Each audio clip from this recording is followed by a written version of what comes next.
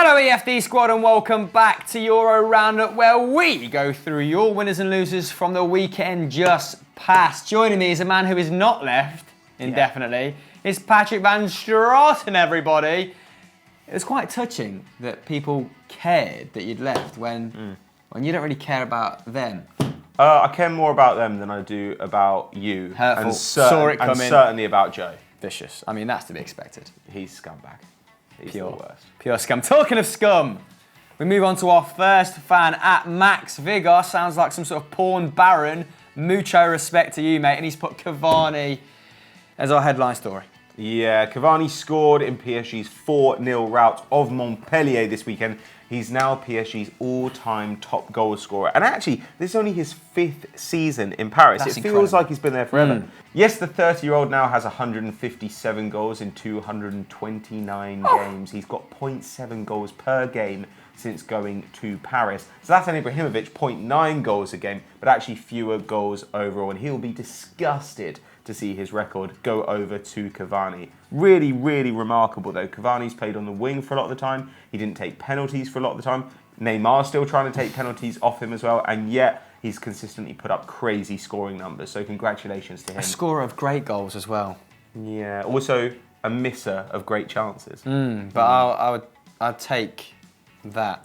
Yeah, sometimes some of his misses though, you're just like, oh, it's just magnificent. I mean, sometimes he's like Pythagoras, isn't he? He just scores from those ridiculous angles. That header against Celtic was frivolous. But anyway, sorry, I digress. Right. Let's move on to Neymar then, because he got 2 goals in this game as well. Di Maria got 1 too. And PSG overall looked kind of dominant. They had 69% possession. But while they only had 11 shots, Montpellier had 16. However, of those 11 shots PSG had, 7 were on target. Wow. So I think this is a quantity-quality thing, okay? Yeah. Montpellier was shooting on sight, probably knowing that your chances are going to be kind of limited against PSG. PSG were able to wait for the better opportunities when they cut through that sitting defence. Now, the referee actually celebrated kind of with Cavani, congratulated him on his goal, but did book him for taking his shot off. But why wouldn't he take his shot off? I think he put his shirt into the crowd as well. That is time wasting. Is it? that is ridiculous. And it was the first goal. It wasn't like in the 90th minute. That was the first goal of the game. Chill out, mate. But anyway, Emery's side will be glad to get back to winning ways after, of course, that loss against Lyon last week, that 2-1 loss in injury time. So, overall, a pretty good day for the Parisians. Yeah, this may look like a pretty rudimentary win, but actually Montpellier have been fine fettle of late. It's only their 3rd loss in their last 14 games, and this has seen them climb to 7th in the table, only 3 points behind Lucien Favre's Nice. Yep. Even more surprising, actually, in this game, was the margin of victory beforehand. We weren't expecting it to be this emphatic, as Montpellier have only conceded 15 goals in their opening 22 games of the league and season. That, prior to yesterday, was the best shutout in the French top flight. The issue there, though, is goals. They've only scored 20. Not great. Their top goal scorer is Ivory Coast striker Giovanni Sio, who's on 5. Only 2 players have more than 2 goals. So they've spread them around, but still struggling and need that talismanic marksman, don't they? PSG don't have the same problem. I mean, they've scored 72 goals.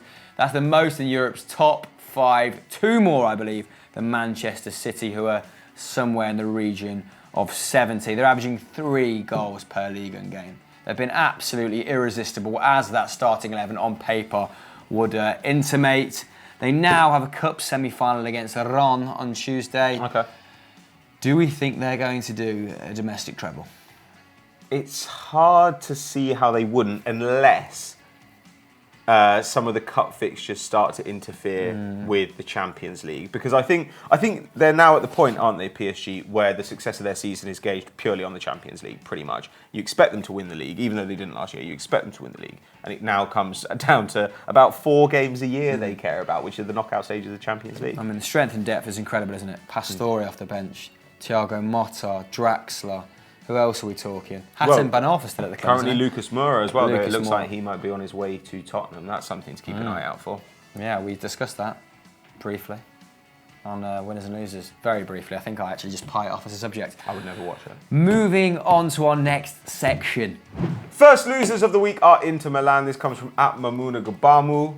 Chris, what happened to the Nerazzurri? They drew 1-1 with an acronym, SPAL, to fall 13 points off Serie A leaders Napoli. And it was not long ago when Napoli were playing Juventus that we thought Inter Milan might be able to sneak in pole position here, but they have fell by the wayside ever since and also have 5th place Roma breathing down their necks at this point. But fortunately for the Nerazzurri, they lost to Sampdoria and could have made our losers.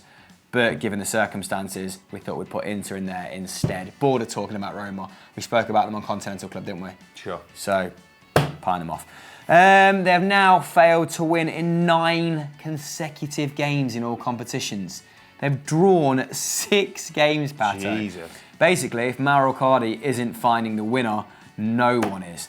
Now, when the rut started on the 9th of December, they were still unbeaten and 2 points clear at the top of the table. And despite this poor form, Inter probably should have taken all 3 points here, given the form of their opponents. Spal have just 1 win since October. No points for guessing who that is against, Pato.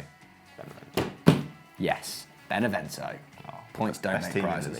But we love them. But to my understanding, Inter actually didn't have it all their own way in this game. No, I mean, like, if you look at some of the simple stats, it looks like they were broadly on top, but not by a lot. So they had 56% possession. They had 6 shots on target to Spal's 3. But Spal actually had 2 clear-cut chances, while Inter had none. How do we define a clear-cut chance? Normally, it's a chance that Opta define as having more than 40% likelihood of being scored. That's how they define a big chance. So often they're counter-attacks, or when somebody is through or go one-on-one. But I don't know. I mean, like you say, Icardi has been the star man for them. He's been making the difference. There was a point when I looked at their stats earlier this season, and Candreva was actually the top assister in Serie A. He had 8 assists, but he had no goals. And that tells you actually more about Icardi's form than it does about Candreva's, I think. But anyway, man of the match in this game was Spal's loanee from Napoli, Alberto Grassi. He's a 22-year-old midfielder. He had 3 shots, won all of his aerial duels, that's 6, made 8 tackles and interceptions, the most on the pitch, completed 88% of his passes. So it looks like Napoli have got yet another star coming through in the centre of midfield. Spal are now 2 points away from safety, so they'll be glad to get these points on the board, but they're still going to be facing an uphill battle in order to stay in the division. They've got Cagliari next weekend, and that is a relegation 6-pointer. Ooh, exciting times in Serie A. Let us know who you think is going to win the league. Let us know where you think Inter will end up in the comments below. Our final winner is Zinedine Zidane, and this comes from @MuddyBhal_Om on Twitter. Thank you for your submission, my friend. If you'd like to feature on the show next week, get at me and Patrick Van Straten on Twitter come Sunday. But before we jump into the match against Valencia, which I watched and thoroughly enjoyed, it was a banging game, a lot closer than the scoreline would suggest, Kian Balaguer sent me a little message, Pato.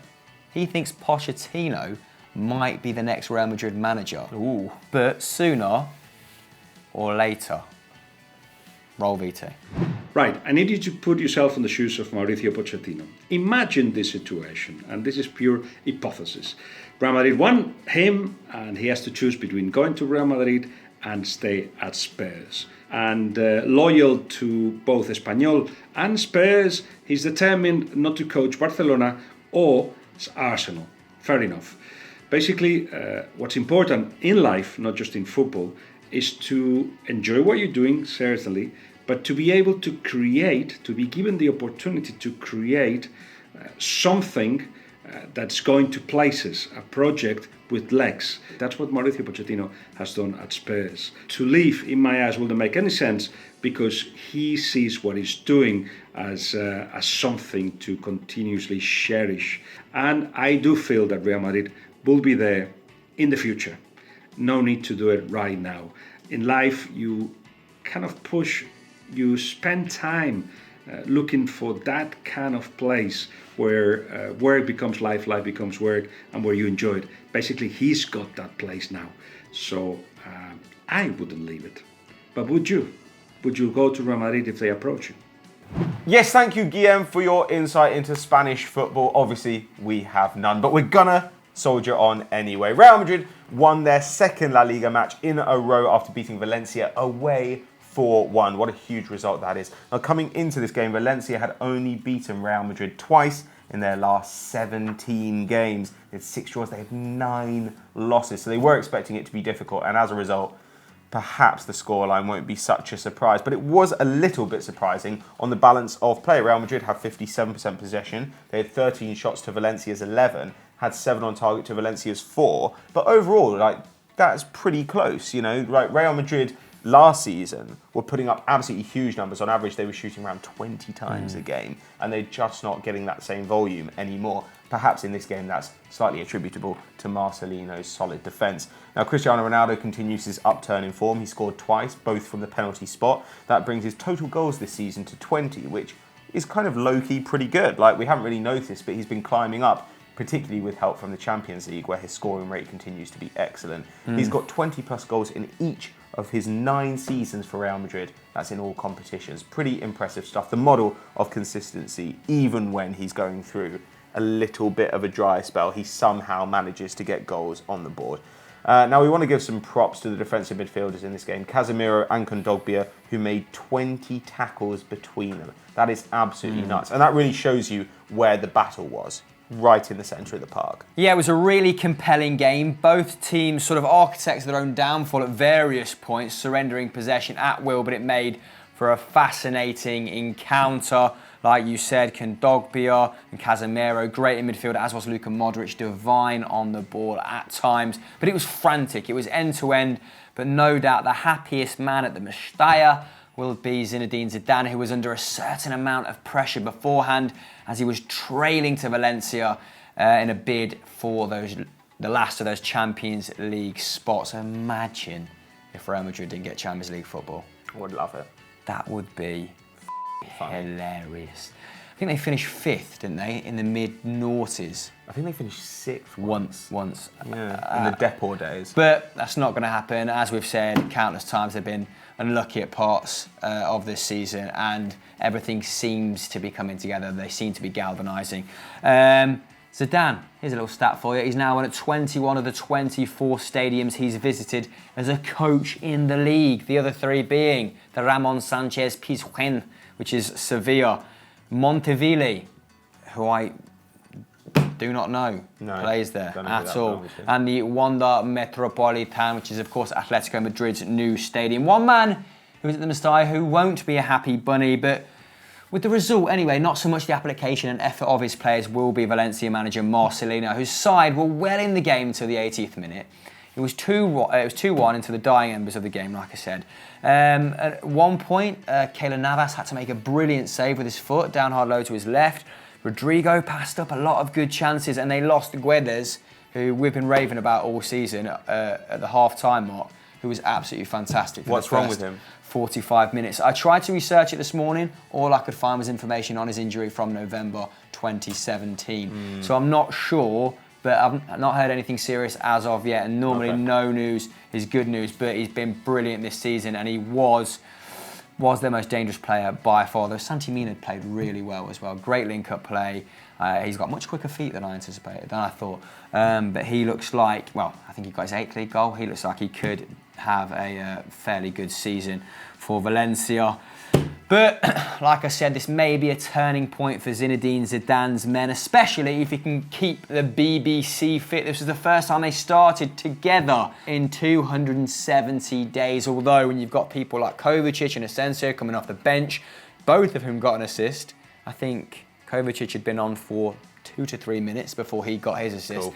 That always helps, doesn't it? And Real Madrid now in 4th, 8 points off second place Atletico Madrid. It's looking pretty ominous for Valencia. They've hunted them down. They've narrowed that points gap. Zidane, he received Florentino Perez's vote of confidence on Saturday.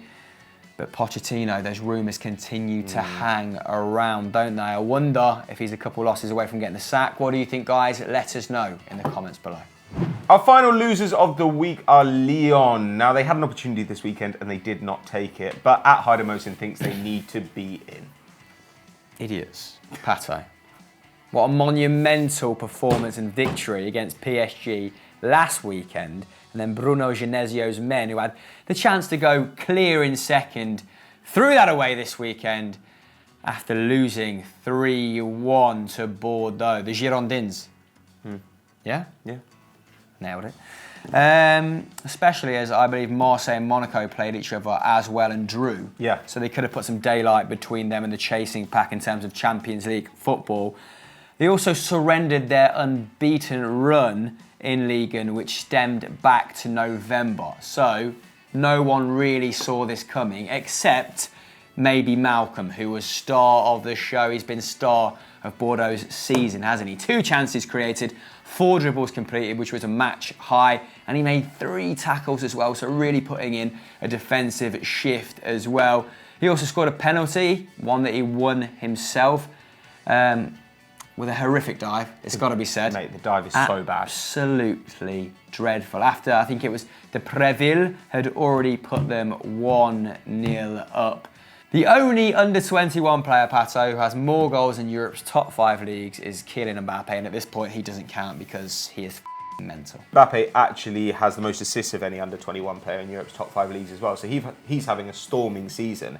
In this game, after Malcolm put them 2-0 up, a little bit controversially, Marcelo pulled one back for Lyon from a Fekir assist. That brings Fekir to 16 goals and 6 assists in 20 league appearances. That's a goal involvement every 82 minutes right now. Then Gaëtan Laborde wrapped it up with another pen for Bordeaux before half-time. So it was 3-1 at half-time, and then nothing happened in the second half, except a red card for Bordeaux. But by that point, it was too late to make the difference. Lyon have now conceded 7 penalties in Ligue 1 this season. That's more than any other team except for Dijon, who conceded 9. And with 25 goals conceded in 23 games, Lyon actually have the worst defensive record of the top 5 in France right now. And they have a worse defensive record than Montpellier, who are in 7th, who we talked about before.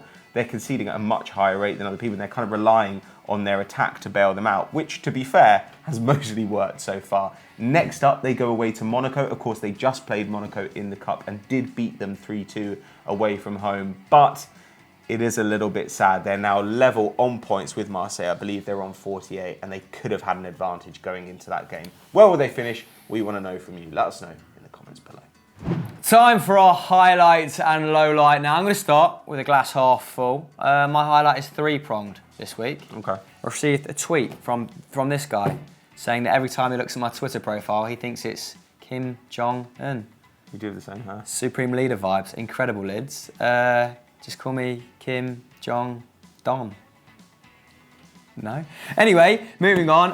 Masonda is on his way to Celtic. I've stuck that in there because we've only signed Lewis Morgan from St Mirren so far, sent him back there, and we signed Marvin Compa, who only played in like the Bully 2 for Red Bull Salzburg for £1 million. So I'm excited to see that attacking talent at Celtic hopefully be able to spearhead our games against Zenit to great effect. And you've put Aubameyang to Arsenal in there. Exciting, isn't it? Just to trip me up. £60 million could be confirmed by the time this goes out, to be perfectly honest.